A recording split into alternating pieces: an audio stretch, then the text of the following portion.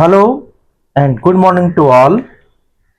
Today we are doing in audio number 3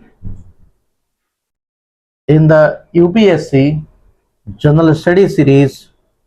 In GS series, we are doing sustainable development issues and challenges, and under this head, we are doing the parameters of sustainable development, Unit 2.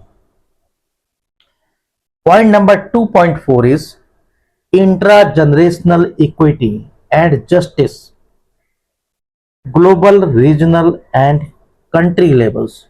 Before this audio, in audio number 2, we have covered from the unit 2 parameters of sustainable development, introduction, concept of carrying capacity, intergeneration equity and justice, global, regional and country levels. Now in this audio, we are covering number 1, intra-generational equity and justice, global, regional and country levels. Point 5, gender disparity. Point 6, diversity, social, cultural, knowledge, bio.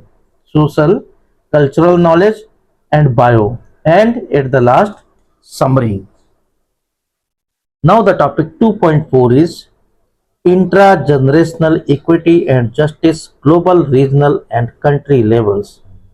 Another concept of equity in resource use is referred to as intra-generational equity, which is fairness in utilization of resources among human members of present generations, both domestically and globally. Natural resources are now exploited in unprecedented quantities, and rates of consumption are continuing to increase. In relation to their population sizes, the northern industrialized countries are responsible for a vastly disproportionate amount of the natural resources being consumed or adversely impacted.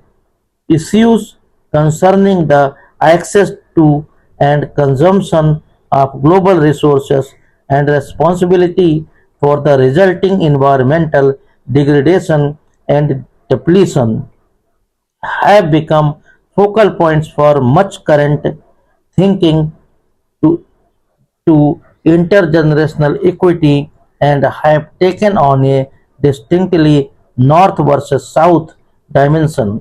A great deal of environmental debate on issues of global scale damage like ozone depletion, global warming, biodiversity, forests, and biotechnology has taken on a north south polarization.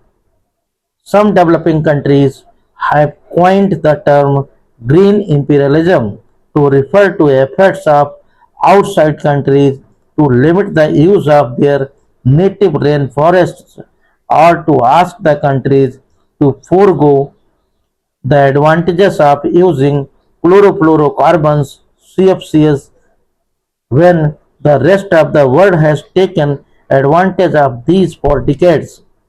The World Trade Organization (WTO) backfired at the settlement in December 1999 and later at the Geneva Conference, which indicates that intra-generational equity is becoming center stage in the design of all trade agreements internationally. Globalization today has to confront with the serious challenge of intra-generational equity. The developing countries have sought to rectify perceived asymmetries in international law regarding resource access, distribution, and consumption, calling for the creation of a new international economic order (NIEO). Within the South, the key environmental problems are poverty and underdevelopment and other issues directly related to these two phenomena. More recently, developing countries have emphasized the link between third world poverty, environmental degradation, and northern consumption. For developing countries, resource control and unequal distribution through financial and other structural levers by the North to maintain industrialized countries' lifestyles are perceived as the major sources of the widespread poverty and underdevelopment in the South as well as major contributors to environmental degradation. The developing and the developed countries are on loggerheads on what should be solved first: ozone layer depletion or climate change or biodiversity conservation or the asymmetries of the international financial system which have deep ecological linkages with the environmental problems of the South. The poorest of the sub-Saharan countries in Africa have the least foreign direct investment (FDI) but the highest debt servicing liability. The total external debt of developing countries has multiplied in the last 2 decades from $100 billion to more than $2,000 billion in 1994. Developing countries are paying back a much higher amount than what they receive in the form of aid as interest repayments and unequal access to the market. At the turn of the millennium, out of 155 countries, only 30 had annual per capita income growth rates have 3%, which is required to double income in a generation at constant inequality levels. In 54 countries, average incomes fell, and in 71 countries, the annual income growth was less than 3%. The impact of this is that more than 1.2 billion people are struggling to survive on less than $1 a day and twice as many on less than $2 a day. This has also led to vast rural urban gaps as well as gender disparities.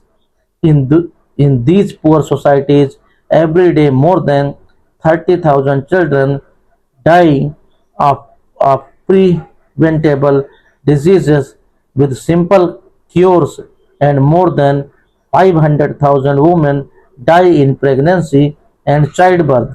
The health care spending in high income countries is at least 5% of its gross domestic product (GDP), but in poor countries it is less than 2%. The intra-generational disparity in living standards is visible when one looks at the statistics of energy consumption. Canada and US have the lowest petrol prices but the highest per capita petrol consumption. In India, petrol costs more time. In India, petrol costs more time, 4 times as much as in US. The high level of consumption in industrialized countries continues to be a major issue in the international fora and their resulting instruments dealing with socio-economic development and protection environmental protection. In the principle of in the principle 8 of the Rio Declaration, it was stated to achieve sustainable development and a higher quality of life for all people, states should reduce and eliminate unsustainable patterns of production and consumption. Agenda 21 devotes an entire chapter to changing consumption patterns. Section 4.3 of Chapter 4 affirms the perspective of developing countries on the link between environmental degradation, poverty in developing countries, and unsustainable consumption in developed countries. In in developed countries. It states poverty and environmental degradation are closely interrelated.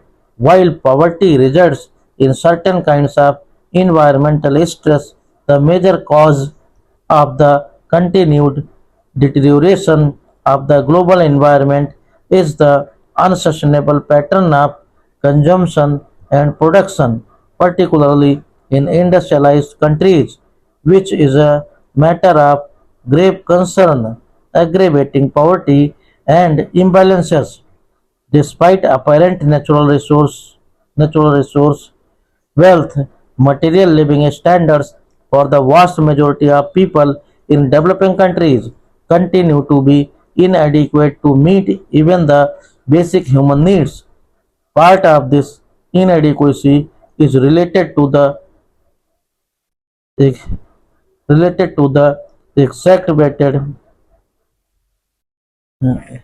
exas- exacerbated exacerbated by shifts in resource demand by northern consumer nations and to international pricing and market controls on refining and distribution inherent in traditional north-south trading relationships.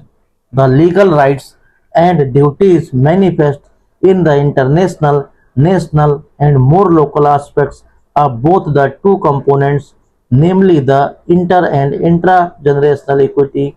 The Brundtland Report recognizes that there must be limits on how present needs are met in order to fulfill the parallel objective of leaving sufficient resources for future generations to meet their needs.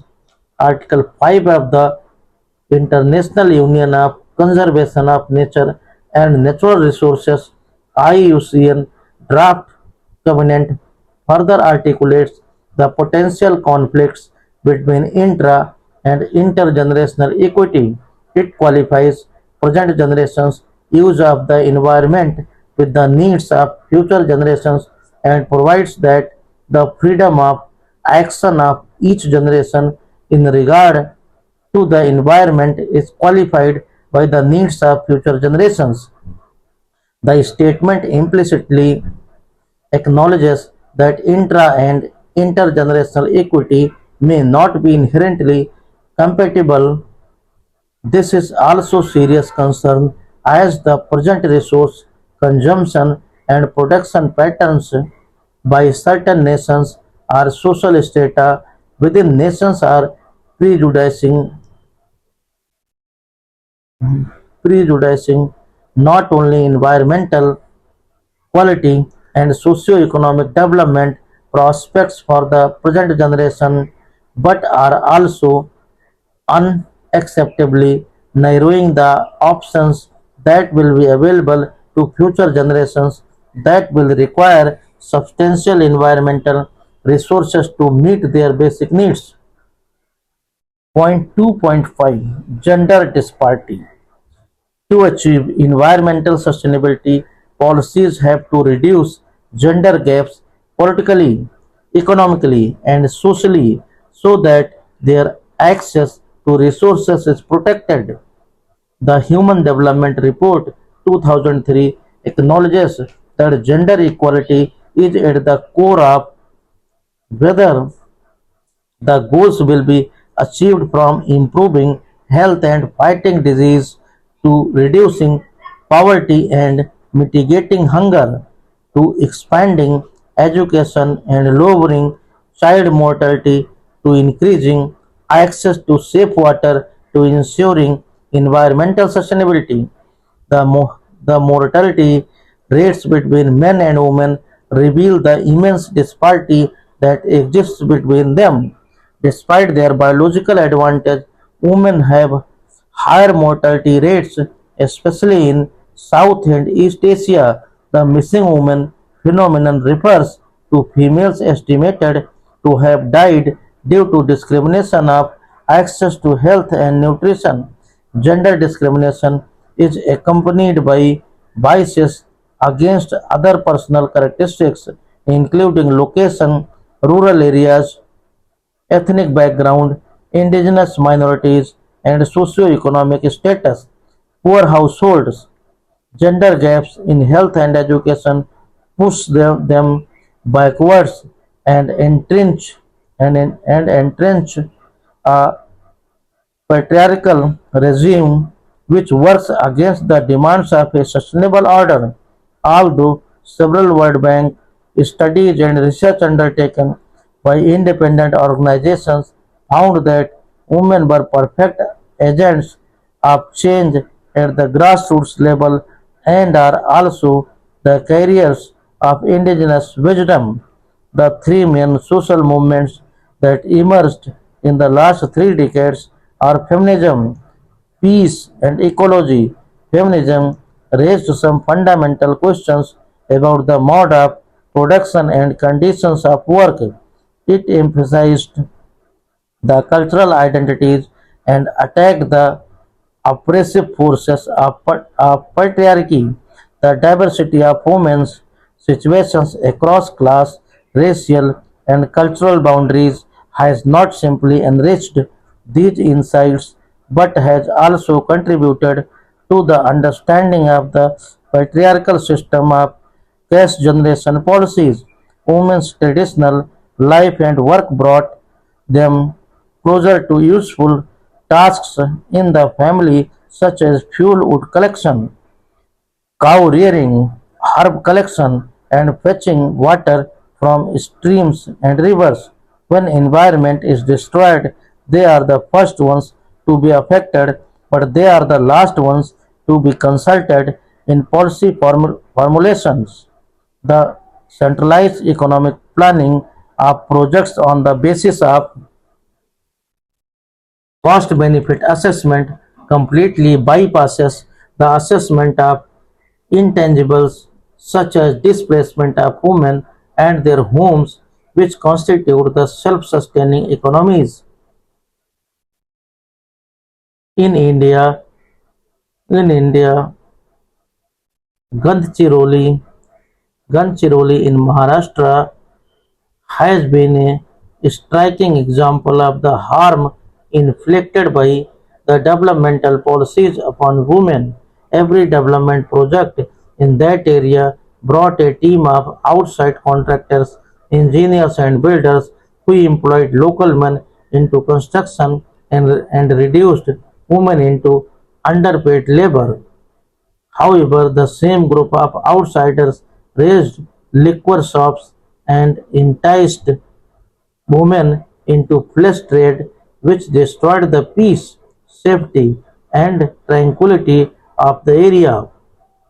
Women who managed the household economy realized that whatever the men folk earned in cash went back to the same nexus of contractors through liquor or other spurious arrangements, while their environment was damaged so that household income which they earned in the form of usufruct, nuts, shrubs, grasses, and fuelwood was lost forever.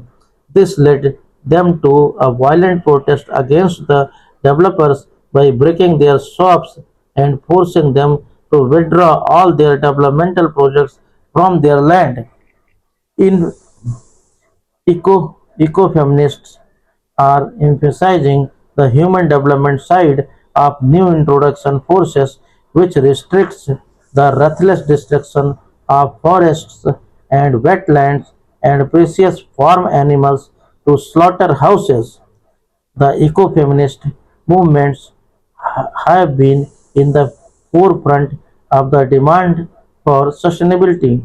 The Green Belt movement in Africa, CIPCO and APICO, CIPCO of the Western Ghats in India, and even the Narmada Bachao Andolan has shown that the requirements of women have not been adequately recognized by the development experts and policy planners.